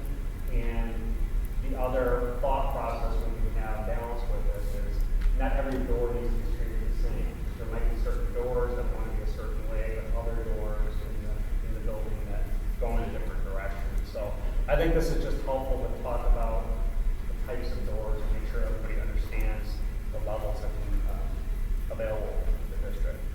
Example conditions that we have here in District 130. This is your Lincoln School. So these are those industry standard doors that I mentioned to you that have a vision panel, top and bottom. We also have side lights and transoms that we have to deal with. These doors, in terms of the security project, could be changed to one of those next levels up that I was mentioning. They could also be retrofitted. We have done a number of school districts throughout the area that have installed it's a retrofit laminated glass. 3M is one of the manufacturers. We have some of the product out here now in certain buildings, but it tends to slow down. That's what it's made for, slow down an intruder. It's not bulletproof, but if somebody was trying to get through that glass, it would take them minutes, which allows you to have your first responders respond generally in time to solve that situation. Now, Lincoln is, we'll call it one of the newer building stock in the district. So these are kind of hitting a lot of the industry standard security measures that we would put in place. You come into a vestibule system there, you're greeted by having to check into an office directly before you get out into the corridor system. So there may be some incremental improvements that need to be done at a facility like Lincoln or here at Washington that needs to be considered. You do have many of the office environments that have the transactional counter when you come into the main entrance, and we are seeing many more districts implement security glass in front of the desk. Not everybody, but that is something that can be looked at, and that should be thought about in conjunction with the door project. If we just stop at the exterior door and we haven't taken it to that level of full security of protecting that front end environment. And these can be phased in over time too. They don't necessarily have to be done all at once, but something to think about. We have Paul Revere Intermediate, or Paul Revere Intermediate School, which had a little bit more of a challenge. We started to get into the older stock in the building where we had accessibility issues to getting into the front door. This is a great example of you come into the building and you're immediately greeted by a stair on a landing, and you have to choose to go up and down, up a corridor system. The office is on the top floor of the building, so not anywhere near where the public can be vetted there at the main entrance. So that's a problem, and that should be solved comprehensively. Definitely not something that can be solved overnight. It's going to take money, take some thought process. It's part of why I mentioned that district master plan is still in progress, because this is all being looked at comprehensively as to what to do in a situation like this where we don't have the office on the main floor. This is an example that I mentioned to you. This is at the same building there, Paul Revere. We've got an environment where we can address doors, but then immediately adjacent to it expands the glass. Consider how to handle that situation, the inside of that. We also don't want to create prison environments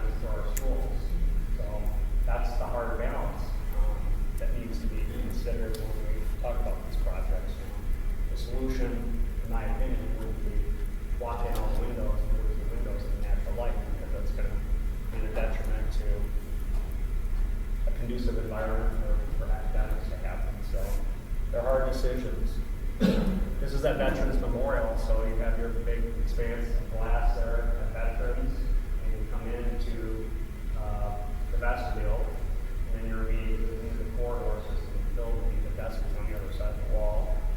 This picture here. So you come through the vestibule system, and you're immediately into the corridor system of the building without going through that office vetting process. Some solutions there that will need to be met, and then we do have security systems in some of the buildings with the metal detectors, which in your the report was recommended to move those out into the vestibule themselves.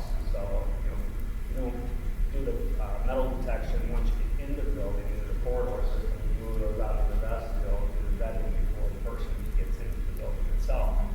That's a problem because the vestibules typically aren't large enough and moving those out. So changes to the whole vestibule system need to be made to accommodate those systems.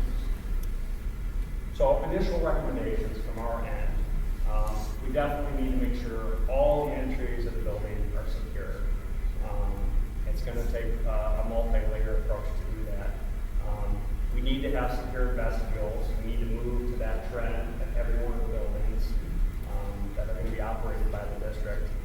And we need to have centralized and accessible main office locations, because that's where all the activity should happen at the front door.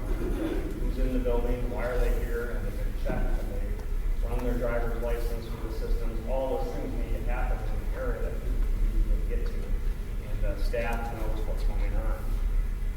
We should be looking at security glazing where it's needed. So that dome that I mentioned about pointing the glass, so that we balance out natural light where we want it, but have the security glazing where it's needed. And we need to do this balanced approach with active and passive supervision. So again, the overlay of the camera systems, the access controls, the doors where it's needed, and where possible, have that vision from an office out to the site to see who's coming onto the site, why are they here, is it a familiar face, parent, or does that person look like they're suspicious and want to cause a problem? That goes so far in the security world before somebody gets out of the car. And, you can generally tell by the face whether they are there on business or whether something suspicious is happening. So that's all part of that passive supervision that needs to happen that doesn't necessarily even cost money in certain cases. It's just getting to that point of being able to have those systems in place. The compartmentalization, very important over at Nathan Hale with the building itself. That compartmentalization typically deals with something we as architects call cross-corridor doors. So it's a corridor door system that might be midway somewhere in a corridor to be able to lock down and isolate areas of the building. And the dangerous thing about that, and why this is not just a 1, 2, 3 and done, and why can't we just put a door here? It's making sure that where we strategically place doors are the right spots. Because in a lockdown situation, you do not want to be on the wrong side of the door. So it takes an effort to make sure that those doors are placed appropriately. And then eventually, the goal is carry across every building in the district. And how to get there when we have old stock, new stock, things that just don't slip into an easy solution path, but still have that same approach across all the buildings in the district. I bring these up as examples because these are new facilities that we recently completed.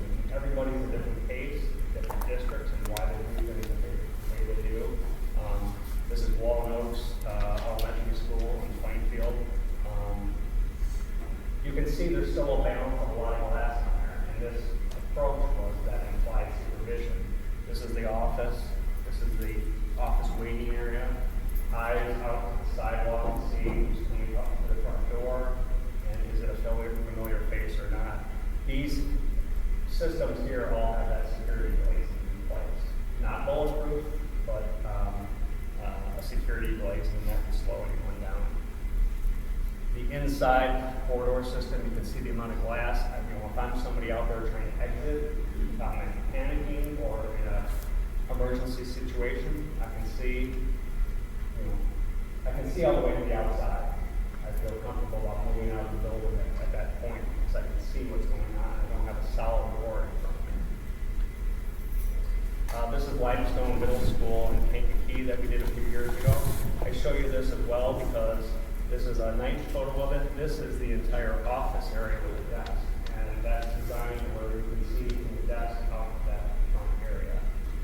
Again, with all the door system around it.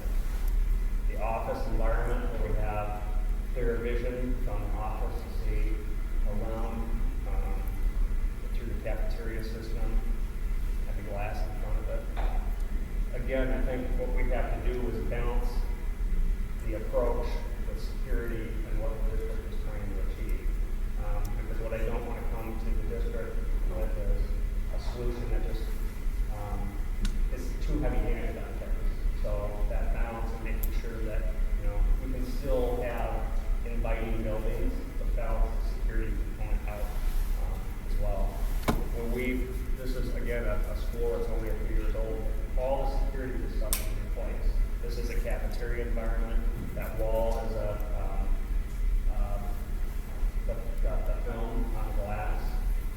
There's some tinted glass too, so it's hard to see from the outside in, but the students can see out very easily. So it still makes it an attractive environment.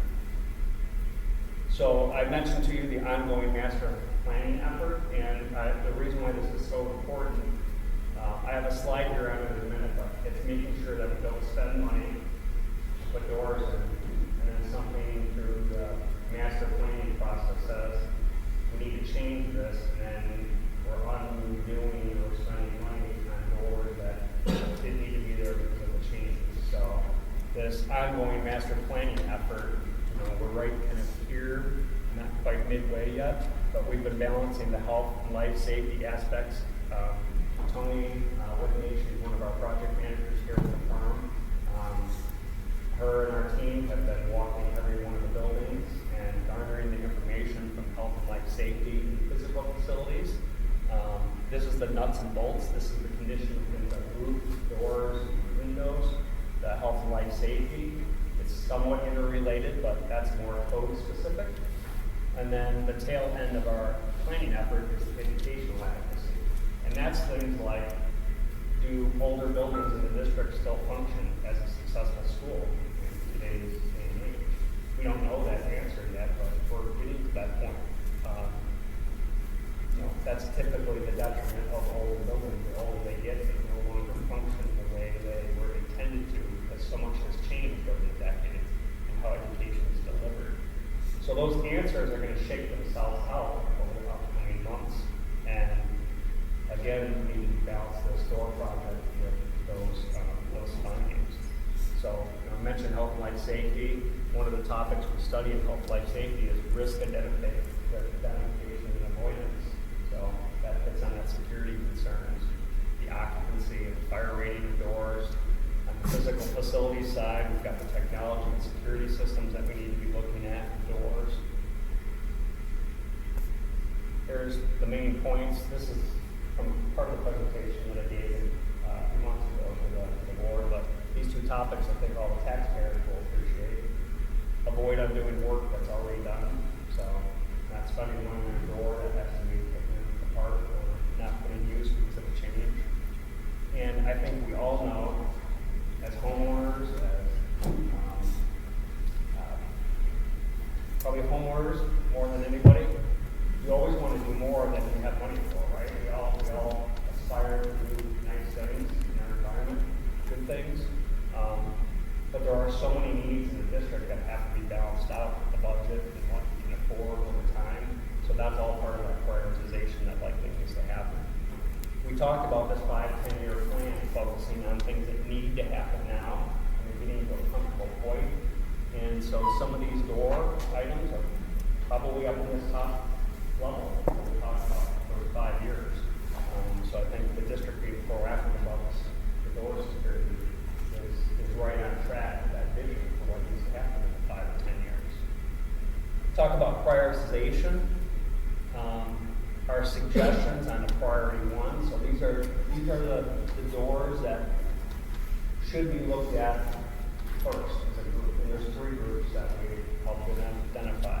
This would be Paul Revere Primary School, George Washington Elementary, Lincoln Elementary School, Nathan Hale Primary School, well, the whole Nathan Hale campus, primary, intermediate, and middle school, and Anchor Academy. There are 100 door leaves. When I talk about a leaf, there are 3 leaves on this wall right over here. There's 2 that are paired, and then a single door. That counts as 3 doors. So when I talk about 100, that's what we're talking about for the number of doors in a priority one. There are also deteriorating doors that need to be replaced. So these are doors that, regardless of the security project, need attention. So certainly if we're going to be replacing doors, those need to be figured out with the security component. There are an additional 34 of those. So 134 doors across the district in a priority one level that need to be looked at. The reason why priority one buildings are on there is they are generally the newer building stock. And we know probably from a high level point in the master planning that these are buildings that must remain in the district for the foreseeable future. So it certainly makes sense to invest in a building that we know with fair certainty is going to be around certainly decades or certainly district for decades to come. And these priorities can shift around based upon further discussions in the district and budgetary considerations. Priority 2, these are facilities that need updating but don't have extensive accessibility issues like older buildings have. And they have the potential for adaptability and to remain as educational facilities. So again, just like I mentioned in priority 1, it makes sense to invest in the doors and the security for those buildings. So Horace Mann, the early childhood, Veterans Memorial Middle School, and Greenwood as being all priority 2 level items. In those buildings, there are a total of 43 doors. So another 43 total. And then priority 3, these are facilities. Now, I'm not saying that these are buildings that aren't going to be around for the district. I'm just saying these are the oldest stock, and there's probably more comprehensive decisions that need to be made about the future of those buildings and the changes that are needed. When I mentioned and showed you pictures of the Paul here in the school, we have an office upstairs. We know a recommendation would be to move that office back down to the main floor. So going in there tomorrow and installing doors to address a security project that in the next couple of years, ideally the district would fix that problem and move the office or do something else. That would be money that would be not well spent. So these priority 3 items would be possibly down the road, a few years, or after some of the decisions and recommendations are made from the comprehensive report in the district. So those are Whittier, Paul Revere Intermediate School, and Everett Kerr Middle School. Again, some of the older building stock. And there are a total of 74 doors across those 3 buildings. And these are doors that are not easily implemented. Because there's doors that often in that scenario where I said you come in to an entrance and you're greeted by the landing and you go up and down, so now there's 6 to 8 doors in a whole system that need to be updated with some kind of security mentality to it. So just some high-level cost estimates as the district starts planning. These were prepared in conjunction with Shamrock Construction with us, so I know they have shared some of these numbers already with the district. The material labor cost per door leaf or per opening is somewhere just under $12,000, and that's factoring in the cost of the door itself, including the hardware, which surprisingly, if you're not familiar with the cost of hardware, it's one of the most expensive components on a door, especially in a door set like this where we have panic bars on it.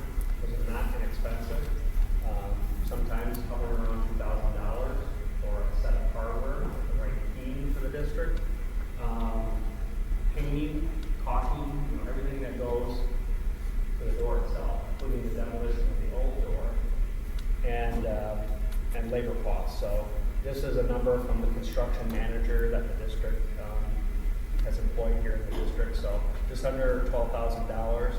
And then access control, those doors, not every door needs to have access control, but the doors that do, they're typically gonna fall into a $1,800 to $2,600 range. And there's a range there because it's the level of complexity that the district takes for the access control system and the range to it.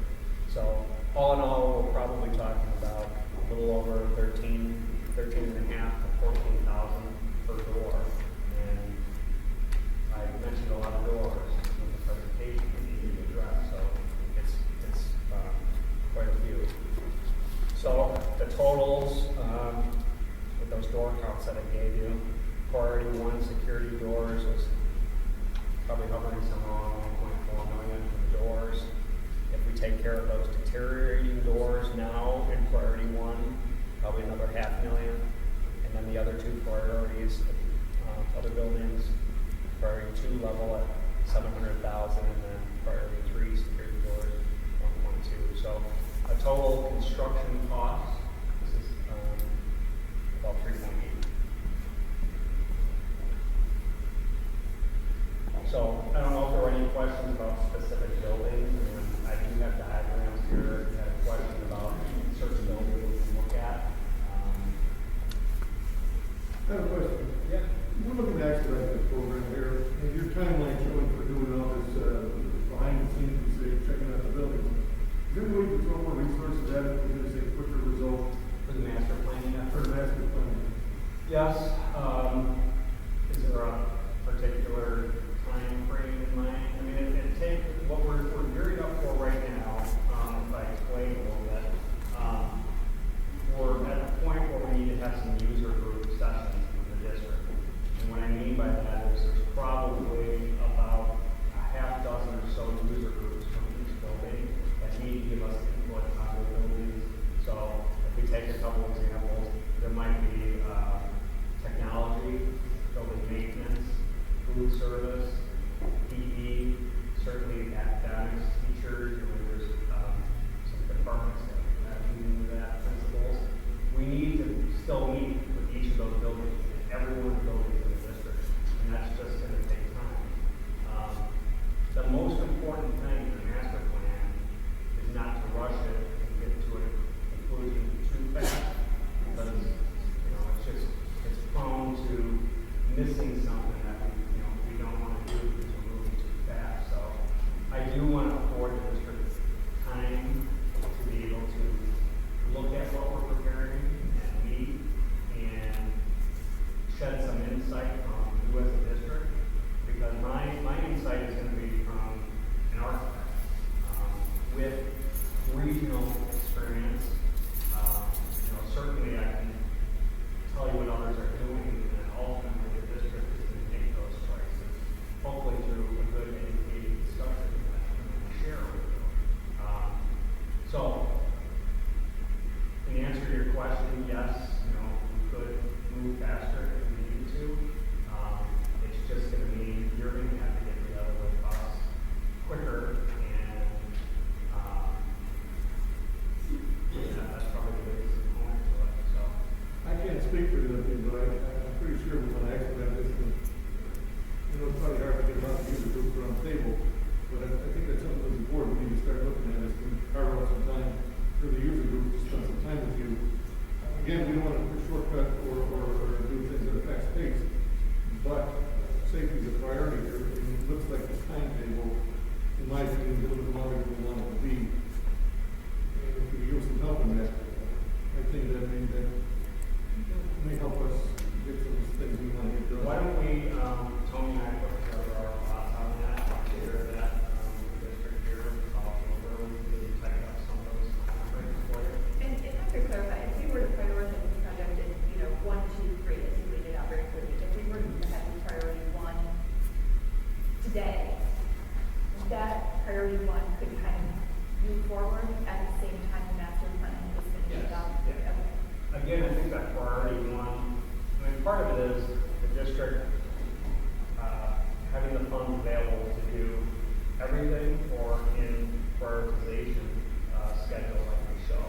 So,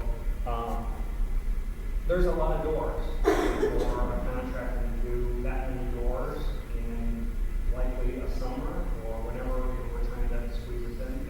It's a lot of openings. So even from a practical standpoint, I would recommend biting this in chunks. And I don't see any reason not to get those priority one levels, because those buildings, there's one thing we know in educational facilities, they're always changing. So it's not going to be a static environment. There may be, a couple that have to change down the road, but I would be more worried about coming to you and saying, well, take the oldest buildings because they're in worse shape and start replacing doors in those oldest facilities. Because we know they're just right for meeting all these comprehensive changes in the environment, and it's going to be money thrown at something that it's not going to be a good situation. But everyone will be coming to me as the architect, why do you tell us to do that? I know the taxpayers would appreciate, that level of thought to it. So we just need time. And, even when we get through the report and we have the plans, there's going to be the whole back end about how these projects can be funded, where is the funds come from, and just to be able to break that down over the course of years. And it could be even to the point where priority one is broken down smaller, or any one of those components. We're going to need to balance it out by the funds that are available in the district. Would priority one be safe to say that a lot of that's retrofitting to where those buildings stuck around, we wouldn't be throwing cash after bad cash? Yes. That's why the priority one items, because, in a building like this, we would imagine that will remain in the district in service for decades to come. And in some cases, it might not be a complete door replacement. It might just be some hardware changes that need to happen. And that's already kind of been preliminary identified throughout some diagrams that we've been working on in the district. So there's probably less of complete door replacement in the door buildings. It's just more of hardware or access control that needs to happen. Maybe some of that glass put in at reception desks. So I talk a lot about doors, but there's some things that kind of creep in that are related to the door projects. It looks like priority one kind of fits within our budget that we've allocated for this year already. If we move forward with priority one in the next month or two, and we're not contractors, if we're starting this in the spring, when would you estimate all priority one? I know it's hard to For question. installation or Yeah. for architectural design? All of them, like doors, doors ready to use. So the process from our end is architects, I'll start with the design side of things. It would probably be about a month and a half to 2 months to get all the design work done. And that's relying on the district that one green light moving forward about which buildings we're moving forward on and which doors. And those doors are generally been identified, so it's just coming to the table and saying yes, we'll have it. Then we move forward with the design work, and the design work entails writing specifications, selecting hardware, which is very specific with model number information, and bidding the projects. So having the time frame to publicly advertise for bids,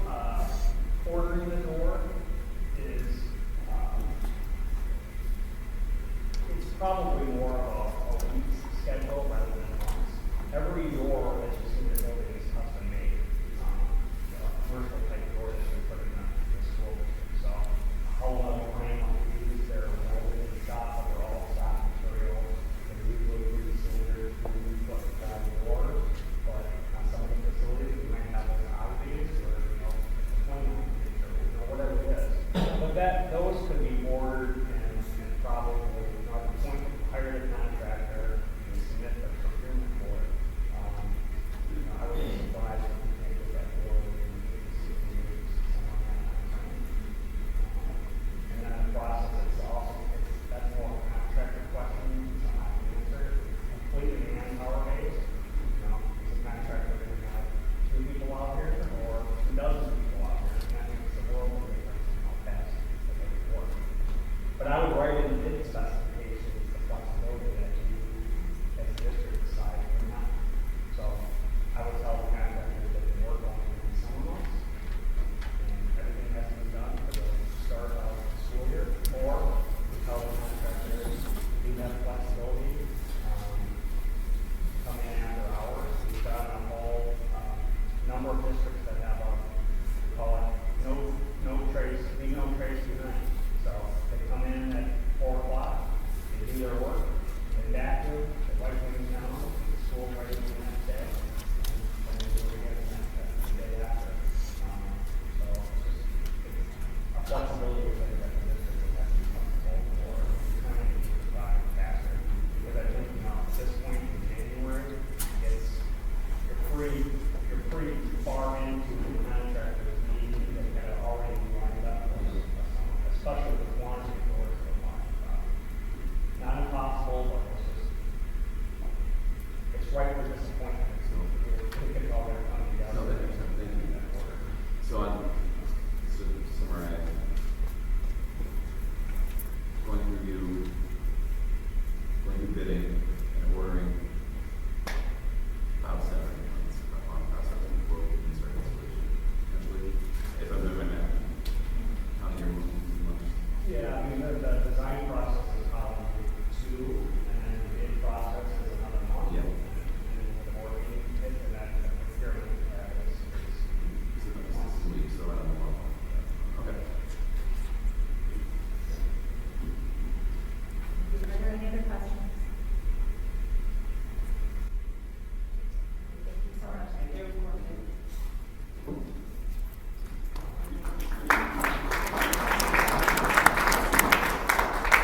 Questions off the consent agenda. Before I can put it on, just give the opportunity for our members to take off if you'd like.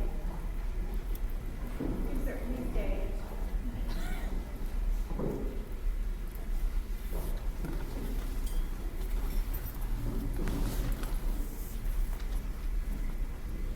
Good night. All right, so moving on to agenda item 5. Are there any items that were members would like to remove from the consent agenda?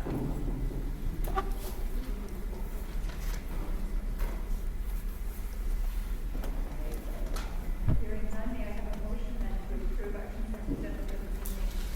That is items 5A, B, C, D, E, F, E, H, I, J, K, L, M, and N.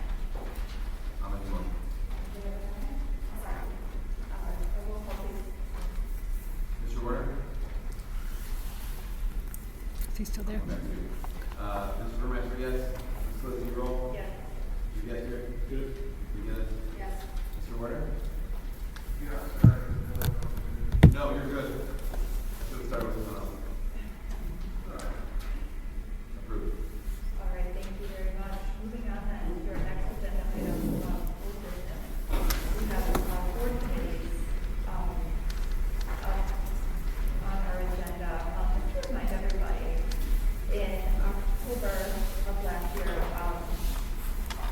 Dr. McKay informed me, and we shared with the board that the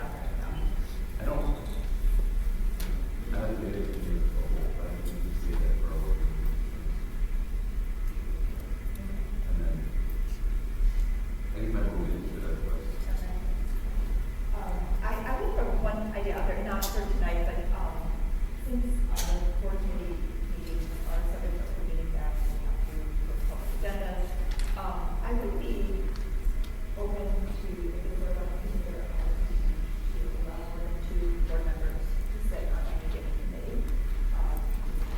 Three board members, 4 board members on a committee.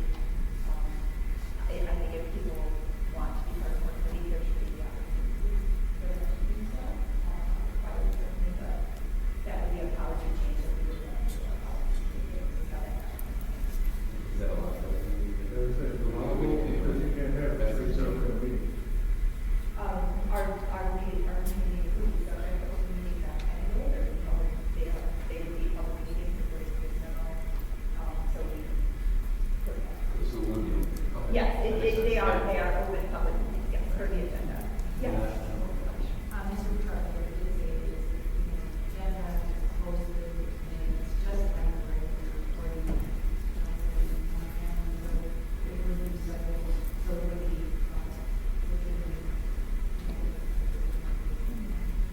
and it would still allow for three meetings.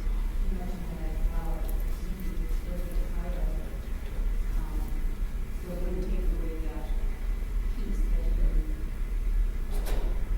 we all have. But, so consideration, we could think about more board members to serve on it.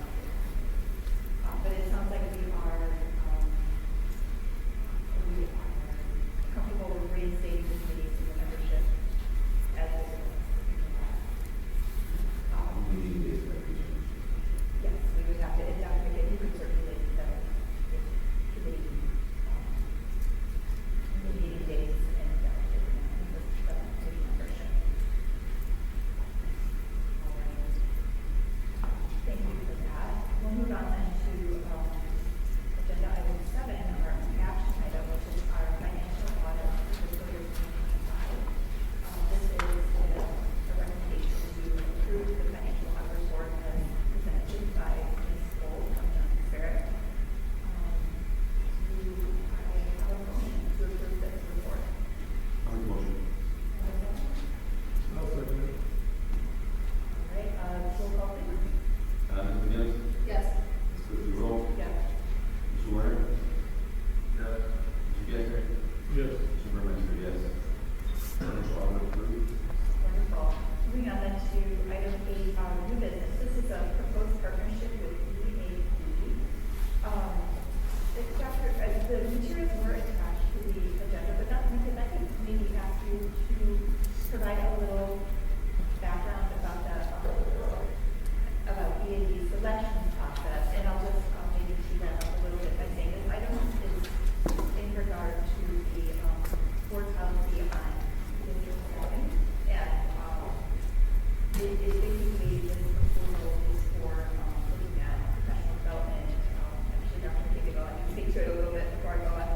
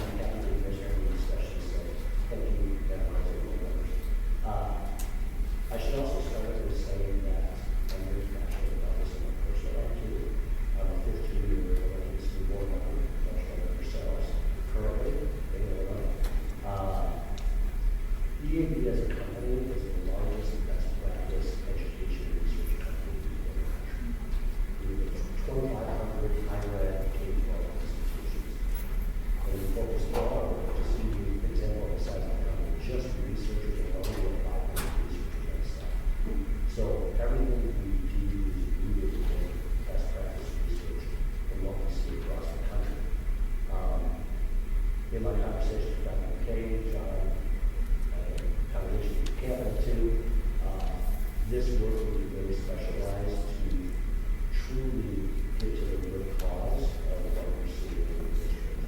I read over the policy, I watched the meeting, I looked up the team, as far as what we directed the district to do. The vision of service that we put before you, and I'll give you a little background, through the partnership, we will work closely with district administrations, school leaders, we will identify district-specific drivers and their teacher morale challenges, and validate service, social input, we'll also strengthen leadership practices, particularly at the local level, which research shows this system identifies as one of the most significant factors in teacher retention. All strategies and actions will be applied and supported through the ongoing monitoring of this. And just to be clear, we are a third-party company that is really specialized to your needs.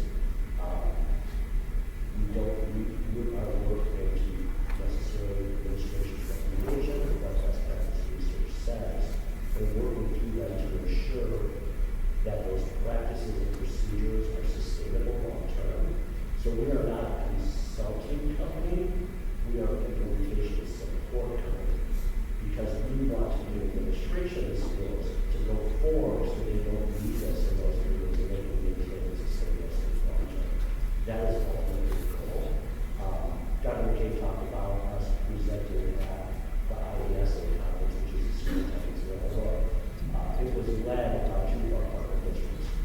We reached Unit District 200, which has about 2,000 staff members, and Dollars Grove High School District, which has been doing this work for us for 3 years now, and their staff morale and retention. I mean, in the last 2.5 years, we were District 200 and staff members. Their morale went up over 12 percentage points on satisfaction to their satisfaction. So the work that we've been doing with them is working and it's giving results and we're more than pleased. And I understand next to teaching our kids safely and securely, the most important thing that we have is creating a good culture for our teachers.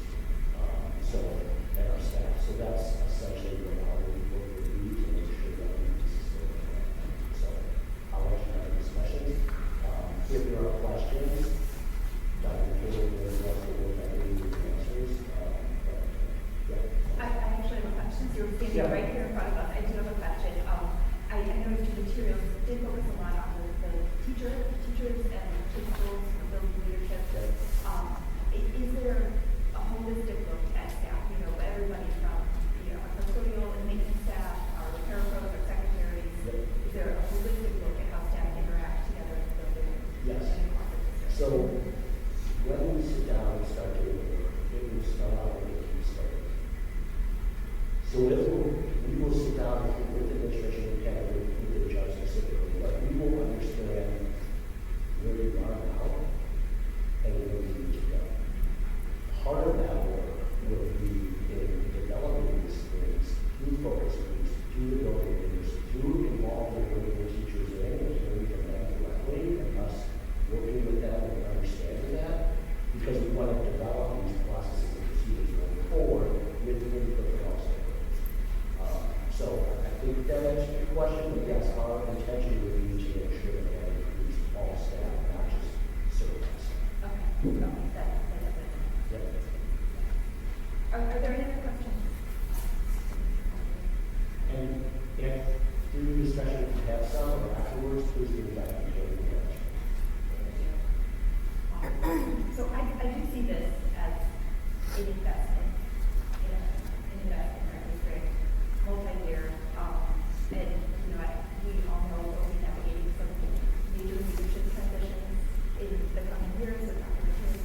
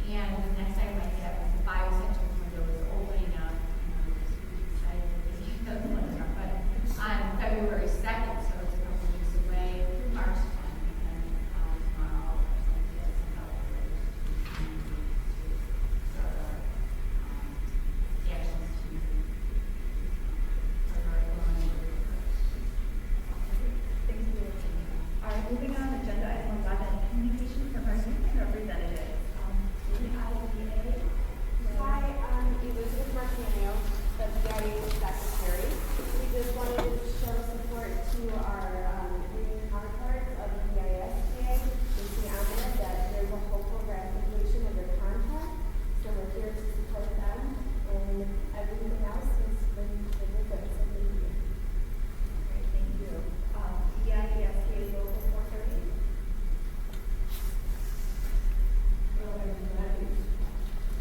Good evening, President Rose, the board members, superintendent, and district leadership, and thank you. On behalf of the paraprofessional members, we would like to thank the district and the Board of Education for the time, effort, and collaboration that went into reaching the tentative agreement. And at this time, I'd like to thank, or I'd like to ask that the negotiating team, some of our members are here, and some of the parents will please stand. Our membership voted overwhelmingly to approve the proposed contract, reflecting strong support for the progress made through negotiations. This agreement represents an important step toward recognizing the vital role paraprofessionals play in supporting students, staff, and schools every day. We appreciate the opportunity to work together in good faith and respectfully ask for the board's approval for this agreement. We look forward to continuing a positive and productive relationship focused on stability, respect, and student success. All right, we'll move on now to EISTA Local 330. Is there anyone here tonight? All right, not seeing anyone, we'll move on to SEIU Local 73. Anyone here tonight? All right. Oh, I'm sorry. Are you coming up? Sorry.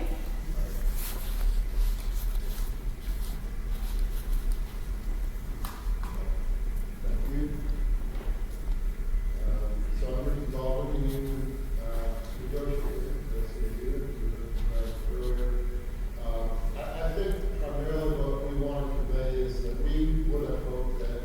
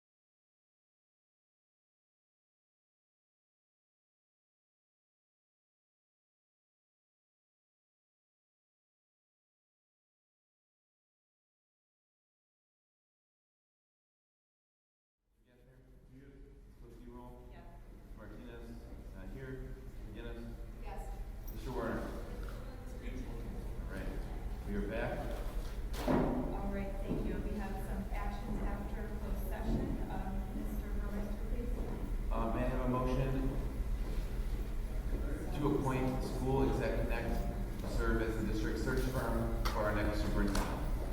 I'll make a motion. I'll second. All right, Ms. McGinnis? No. Ms. Kliskey Roll? Yes. Mr. Burmeister, yes. Mr. Gessner? Yes. Mr. Werner? Yes. Motion approved. May I have a motion to approve 2025-2028 PIE-SBA number 430 contract? I'll make a motion. I'll Roll call, please. Mr. Burmeister, yes. Mr. Gessner? Yes. Mr. Werner? Yes. Ms. McGinnis? Yes. Ms. Kliskey Roll? Yes. Motion approved.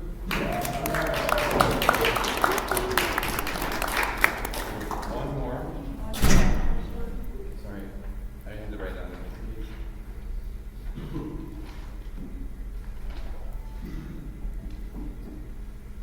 Can I have a motion to appoint Hines, Charka, and Fester to investigate a confidential uniform grievance sent directly to the board on January 12th?